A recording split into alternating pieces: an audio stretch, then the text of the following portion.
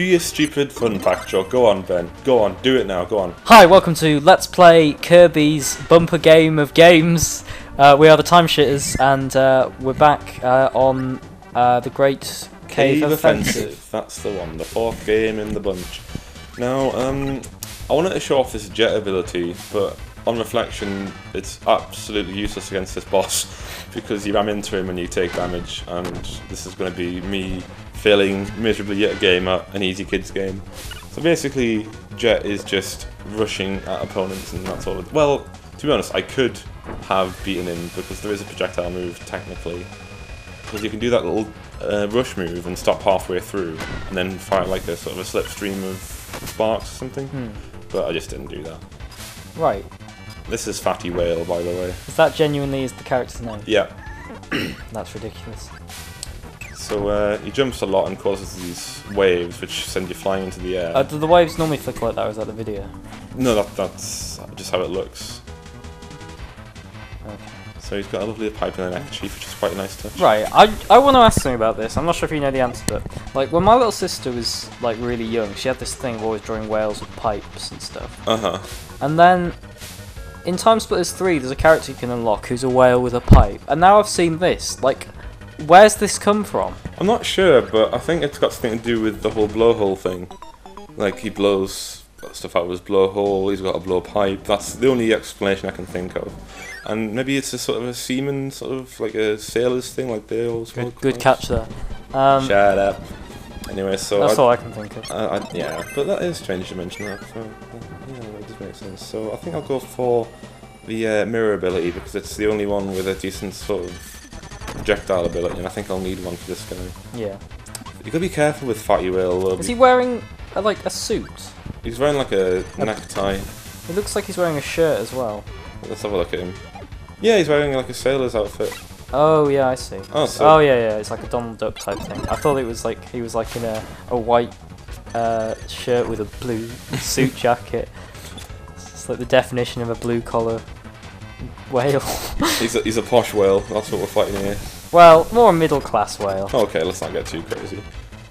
And the cool thing is what the mirror ability is. I mean, Kirby also has a guard, but with mirror you get the reflective guard. It won't actually be shown in this video how useful that is, but if any enemy fires any kind of bullet at you, it'll just get reflected back. It seems incredibly powerful. It's a bit powerful, but I think I get caught out in this video because I hold my reflect sort of shield down, but I let go at the wrong time and I get hurt anyway. But, the thing is, the projectile on this ability isn't that like far-reaching. No. But the interesting thing is that those projectiles in themselves act as mirrors. Oh yeah, I think we've seen that at some point. I think I get hit by my own cutter blade when I have the cutter ability and I fight against a mirror enemy. I fire a cutter blade at him and I get owned by it. I bet that was immensely satisfying for that enemy. It was. It's immensely satisfying when I do it, so I imagine the Simera that I did that to was very, very chuffed with himself, very ooh. I always find that split move cool, but ultimately useless because it doesn't do a great deal of damage, and it leaves yourself so open anyway. But that takes care of Fatty Whale, and blop, in the ocean he goes. So let's continue to what is effectively stage 2, and in between stages you get this gratuitously fun trolley bit where there's no difficulty at all. You just get in the trolley and you just plough through everything in your path. Is it just one of those on-rails bits from, like, I don't know, a Sonic game? Well, there's absolutely no challenge at all. Like, there's no gameplay here at all other than just to run over things. Like GTA then. Whoa. Oh snap. So, you might recognise this is the Fountain of Dreams. Oh, this is that. Yeah, and you also get the same music as well. Awesome. So that's quite nice. Another little. So is that like the central hub area? Well, this is the central hub area of this part of the level. Like here we've got the save. This like outer bit, not the save point. I'm sure this is like. I don't want to say ripped off exactly, but I'm sure there's. Have you seen the Great Maze part of Smash Brothers Brawl? Yeah, Yeah, I have, yeah. You seem to have got the sidekick from Masters of the Universe there. I have no idea what that reference is. He-Man and the Masters of the Universe. I've not seen it. Oh, mate. Like, after this is gone, like, there's a little wizard and he looks just like that. It's annoying I can't demonstrate that. I might splice in a photo in editing. Yeah, in fact, I'll do that now.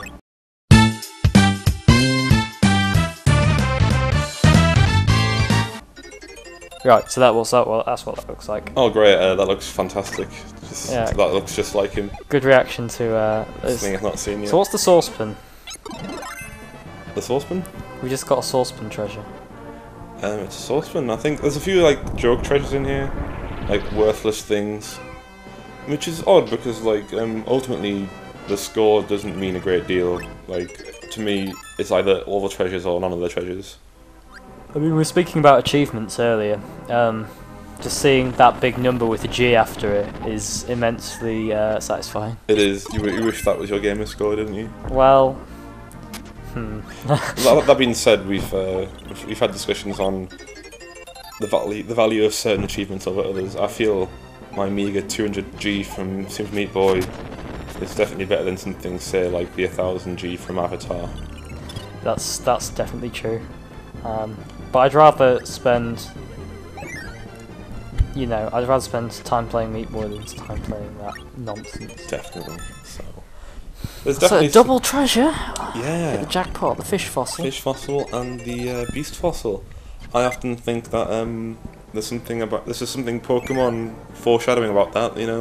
Kabuto and Ammonite. Maybe. Beast fossil, fish fossil, maybe. I don't know. I just remembered we were talking about in the last part. We were talking about the 4 seasons. Yeah, I'm not sure whether they're from something or whether they're just like a collection of treasures for this game only. You see, I think this game's a bit too early for me to be able to get most of these references. I'm not saying, you would get them. I'm just saying, like, as soon as you did that, I go, oh, it must be from 4 season, Oracle of Seasons, and I go, oh wait, no, that's right. Yeah. That game came out quite a long time after this, so you just ruined that guy.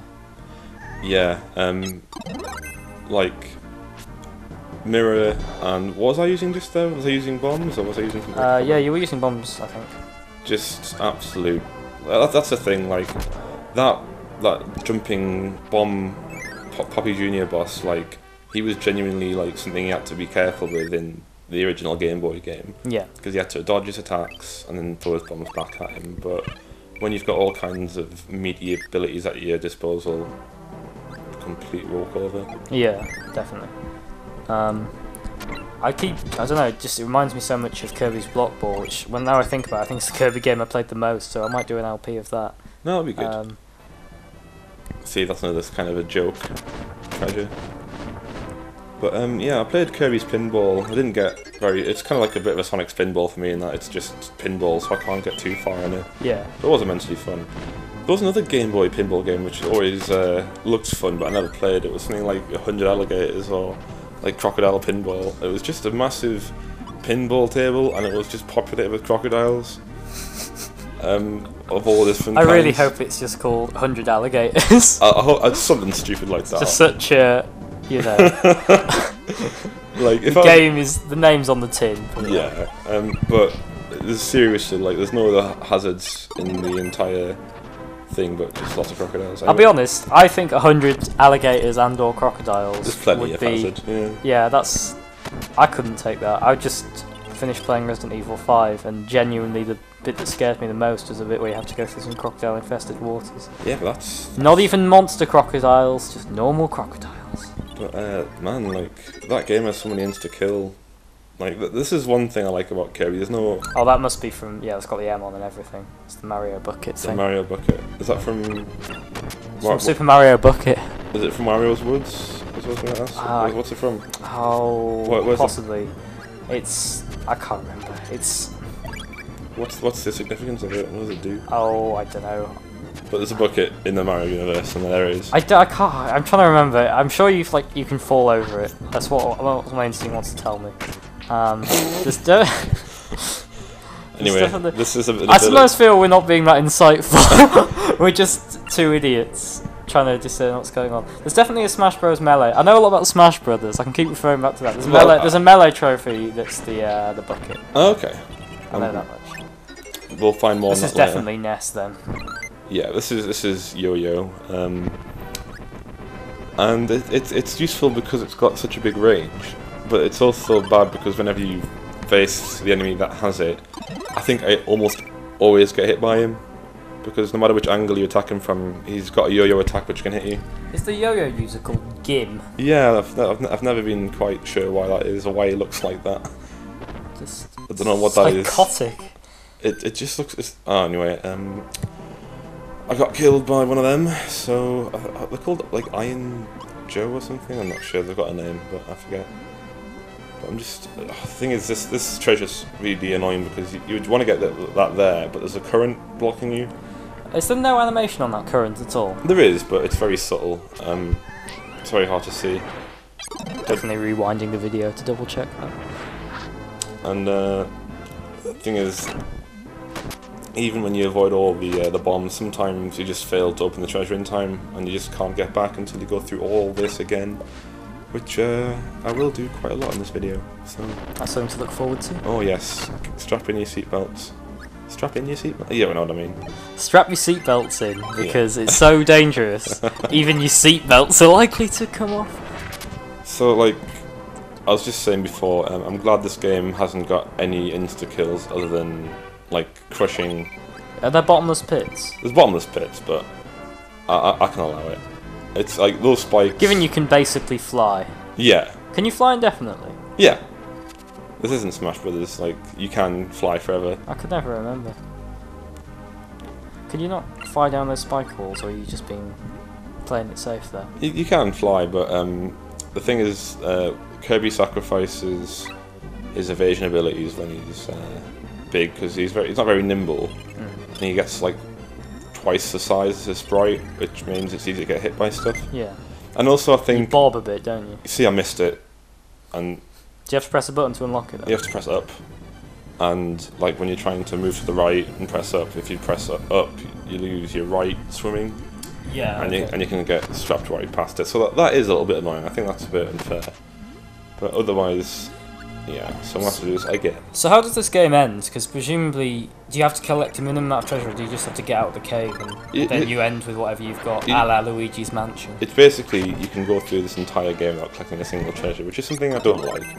I feel maybe there should be some treasures are key to getting through the game, like a key or a bargaining chip to get past somebody, or I don't know, if somebody wants something. But no, yeah. Or a tool, like like Metroid, where you need certain items to progress. But no, you can basically, after you get through the final level, you end up getting a warp star, which brings you up that shaft you fell down. Oh yeah.